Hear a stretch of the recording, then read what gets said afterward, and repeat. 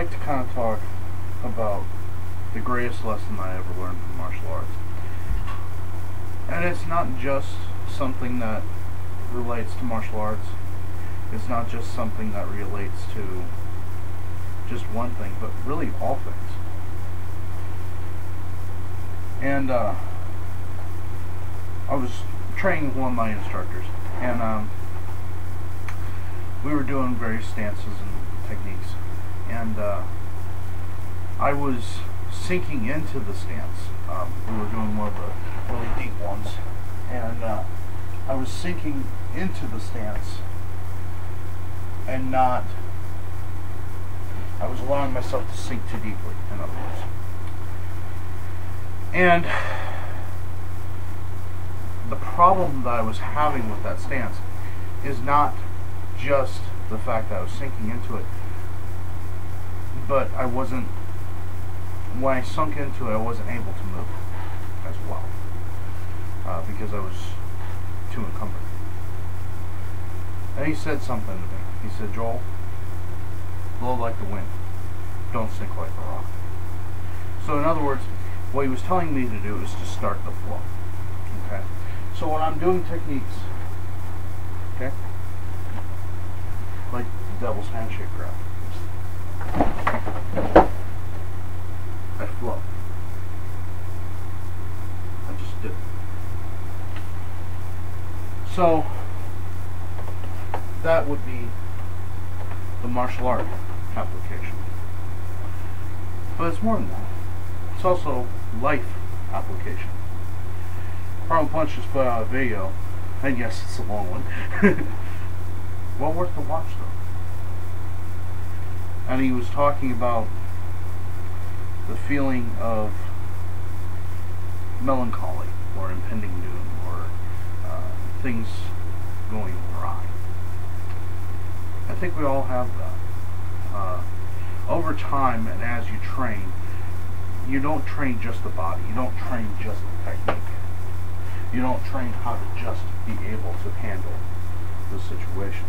You train to be able to see the situation coming before it does. Okay? So that's why as soon as we see something happening, you know, even if we just cross our arms or we get into an interview stance or whatever, this is why the police do get into an interview stance where they have their hands up. Now they may be completely, you know, open and non-threatening in any way, shape, or form, but the hands are still up to defend and to protect. They see it coming. They see the possibility for a situation like that to occur, so they have their hands up. This is the same as anyone else.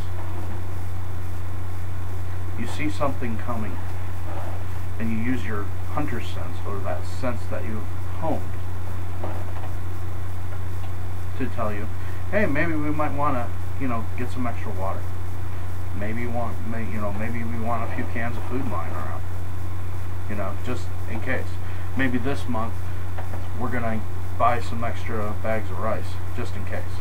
You know, or you know, just in case the snowstorm hits.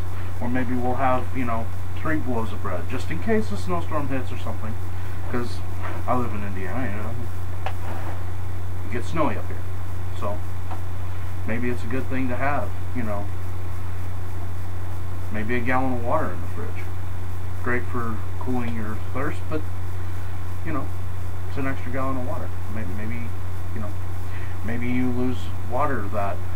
Maybe there's an interruption in your water service, or maybe there's an interruption in your power service, or whatever. Maybe it's a good idea to have just a few things lying around, you know? Just stuff like that. And really, if you look at martial arts is preparing for those types of situations. It's preparing to help you defend yourself. So my point is this. When you're inside of a technique, flow. Don't make it choppy, because if you make it choppy, it will be ineffective. Flow with it. The same with life. Flow with life. Things happen, you flow with it. You go with the flow. You don't try to resist. Think of it this way. Tornado comes through. You've got an oak tree and you've got grass. What happens to the oak tree? Oak tree, a lot of the time, gets snapped in half because it's standing all rigid. The grass, on the other hand, flows with it. And because it flows with the situation, it stays rooted. Unless, of course, it starts picking up sod. Then you run into problems like that. But in general, the grass stays where it's at because it's able to flex and to bend and to flow. Blow like the wind. Don't sink like water. I appreciate your comments. I appreciate your views. I appreciate your time. Defend your homes wisely.